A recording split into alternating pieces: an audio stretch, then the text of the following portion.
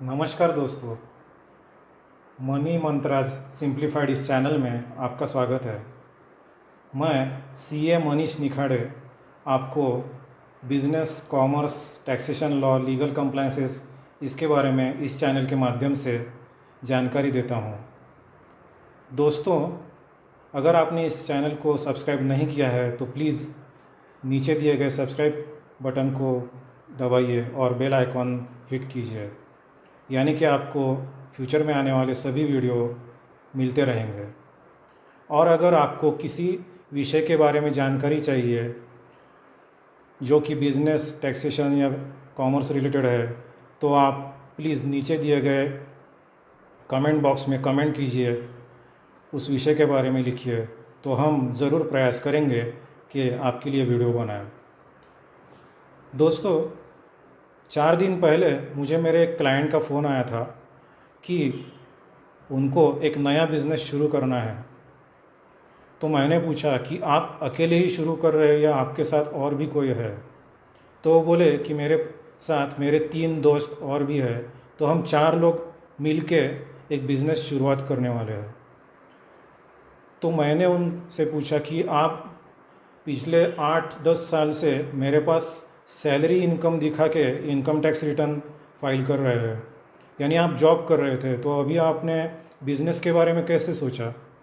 तो वो बोले कि जो अभी करंट सिचुएशन है इकोनॉमिक्स और सब इंडस्ट्री की, तो उसकी वजह से जॉब की कुछ शाश्वती नहीं है, और मेरे 2 दोस्त तो अभी घर ही बैठे हैं, उनको अभी तक बुलाया नहीं है कंपनी में, और मेरा भी थोड़ा सा प्रॉब्लम ही चल रहा है। तो इसकी वजह से हम 4 लोग मिलके ऐसा डिसीजन लिया कि अभी बिज़नेस ही शुरू करना है।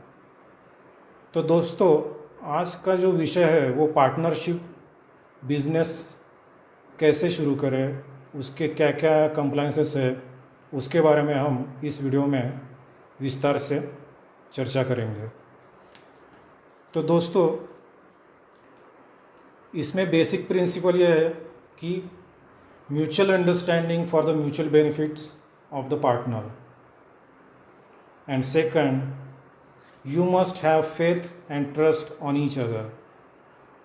दोस्तों, पार्टनरशिप फॉर्म में म्यूचुअल अंडरस्टैंडिंग, एक दूसरे पे विश्वास होना बहुत ही आवश्यक है, क्योंकि ये बिज़नेस अगर सक्सेसफुल करना है तो आपको ये सब चीज़ें लेंगे।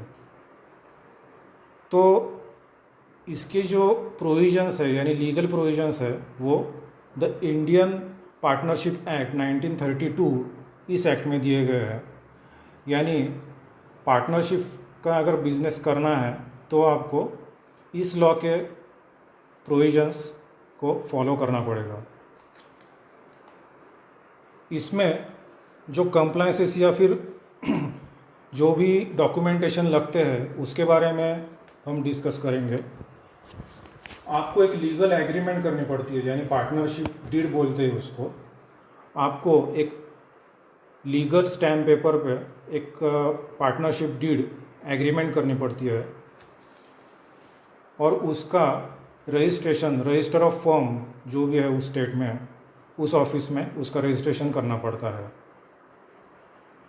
तो पार्टनरशिप फर्म की पार्टनरशिप डीड हो गई, पार्टनरशिप का रजिस्ट्रेशन होना आवश्यक है। उसके बाद पार्टनरशिप फर्म का एक अलग से पैन कार्ड निकालना पड़ता है। जी हाँ दोस्तों, अगर आपने मेरा पिछला वीडियो नहीं देखा है तो प्लीज़ उसे देखिए। उसमें मैंने प्रोप्राइटरशिप के बारे में, जो रजिस्ट्रेशन फॉर्मेलिटीज़ और कंप्लायंसेस है उसके बारे में चर्चा की है। तो उसमें जो है प्रोप्राइटरशिप में प्रोप्राइटर का पैन कार्ड जो है वही पैन कार्ड बिजनेस का होता है, लेकिन पार्टनरशिप में ये सेपरेट प्रोविज़न है कि partnership is a separate legal entity. So उसका पैन कार्ड जो है वो अलग से रहता है, उस पर वो पार्टनरशिप फर्म का नाम रहता है, उसका पैन नंबर रहता है, और जो डेट, जिस डेट को वो पार्टनरशिप स्टार्ट हुई उस डेट का मेंशन रहता है पैन कार्ड में। तो ये एक अलग प्रावधान है पार्टनरशिप के बारे में।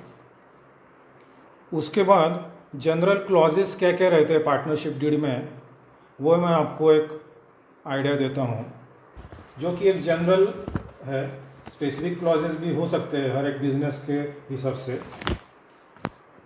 तो जो जनरल क्लॉजेस रहते हैं उसमें name and details of partners, then business activity यानी नेचर ऑफ बिजनेस क्या है, ट्रेडिंग है, मैन्युफैक्चरिंग है या सर्विस सेक्टर है, उसका विस्तार से सब दिया जाता है इंफॉर्मेशन। उसके बाद प्लेस ऑफ पार्टनरशिप क्या है, यानी आपका एड्रेस क्या है फर्म का, जो ऑफिशियल एड्रेस है वो वहाँ मेंशन होता है। ड्यूरेशन ऑफ पार्टनरशिप का कुछ स्पेसिफिक ड्यूरेशन है, कितने कालावधि तक वो चलेगी, या फिर पार्टनरशिप एट विल है, वो उसमें मेंशन किया जाता है। उसके बाद कैपिटल ऑफ द फर्म, आप पार्टनरशिप फर्म में कैपिटल कितना ला रहे हैं, हर एक पार्टनर कितना कैपिटल ला रहा है इन टर्म्स ऑफ रुपीज़, वो वहाँ मेंशन होता है। प्रॉफिट शेयरिंग रेशो क्या होगा, हर एक पार्टनर का प्रॉफिट शेयर कितना होगा परसेंटेज वाइज, 25% ईच और एज में बी डिसाइडेड। मैनेजमेंट कैसा होगा, यानी मैनेजमेंट कौन देखेगा और क्या क्या उसमें रूल्स होंगे, मैनेजमेंट कैसा होगा फर्म का। Bank account operation, bank account या फिर जो भी लोन्स बाद में लिए जाएंगे उसके बारे में, उसके ऑपरेशंस कौन देखेगा, कोई ऑथराइज पार्टनर होगा, कौन देखेगा, किसकी साइन उसमें चलेगी। अकाउंटिंग रिकॉर्ड्स, अकाउंट का रिकॉर्ड कैसे मेंटेन होगा, कोई एक्सटर्नल चार्टर्ड अकाउंटेंट हायर किया जाएगा तो उसका ऑडिट्स करना है, टैक्सेशन मैटर्स देखने हैं। रिटायरमेंट और डेथ ऑफ पार्टनर, उसके क्लॉजेस रहते हैं। और डिस्प्यूट रेजोल्यूशन, यानी अगर कुछ वाद विवाद होता है, कुछ डिस्प्यूट होता है तो उसका निवारण कैसे किया जाएगा। तो एक जनरल जो क्लॉजेस रहते हैं ये मैंने आपको इस टॉपिक में बताया है। तो पार्टनरशिप डीड में और भी कुछ क्लॉजेस आप इंसर्ट कर सकते हैं, क्योंकि ये आपके बिज़नेस के ऊपर है कि क्या क्या आपको चाहिए, कैसे आपकी अरेंजमेंट है।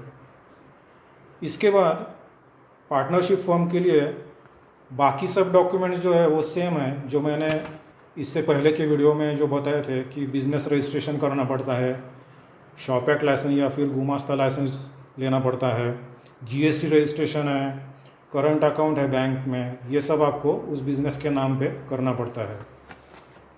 दोस्तों, ये तो हुआ पार्टनरशिप फर्म के बारे में। एक डिस्क्लेमर देना है, इस वीडियो में या जो भी वीडियो आएंगे इसमें मैं एक जनरल इन्फॉर्मेशन देने वाला हूँ। कोई केस के स्पेसिफिक अगर कुछ है तो वो आप मुझे मेरे ईमेल आईडी पे कांटेक्ट करके पूछ सकते हैं, या फिर आपको कुछ डाउट्स है, क्यूरीज है या फिर एडवाइस चाहिए तो आप मुझे ईमेल कर सकते हैं। हमारा ईमेल आईडी है moneymantrasimplified@gmail.com, यानी इस यूट्यूब चैनल का जो नाम है वही है @gmail.com। तो दोस्तों,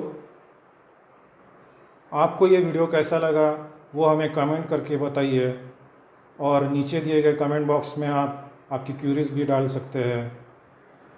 दोस्तों, आपको अगर ये वीडियो अच्छा लगा होगा तो प्लीज़ शेयर कीजिए, सब्सक्राइब कीजिए चैनल को।